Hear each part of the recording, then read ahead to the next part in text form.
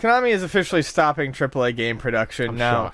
Shocked. We called this. Everyone called this. It's not just us. As soon as Metal Gear Solid 5 was obviously going to be, they scrubbed Kojima's name, and I mean that was kind of like the last thing they talked about. Nothing had been announced.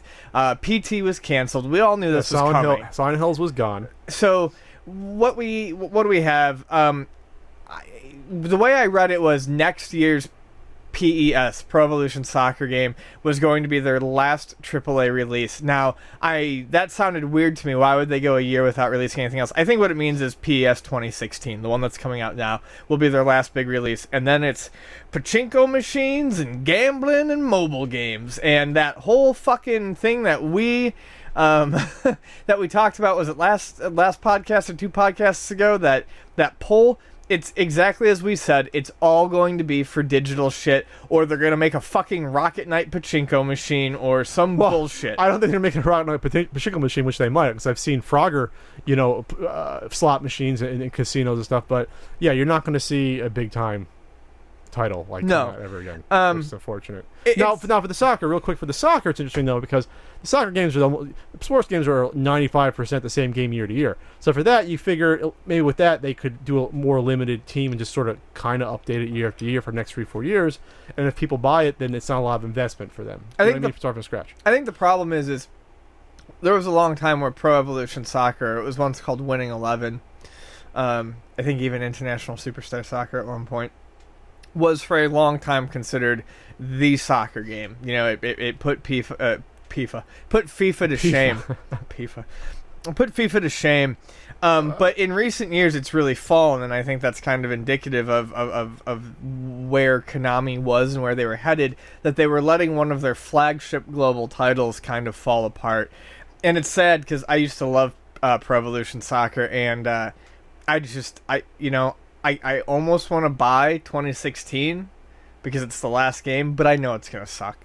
I know it's not going to be any good. So, I mean, it's sad, but... Just a roster update and that's it. I'm not kidding. What? It's probably a roster update from 2015 and that's all it is. They just shoveled it out the door. Hey, get 10 people on the project and that's all. Just update it for the next few years. Graphics don't have to update. Just update the rosters and the teams and add a couple of new modes in. So... I mean, this really kind of bums me out, though, because you got to think about Konami's legacy here.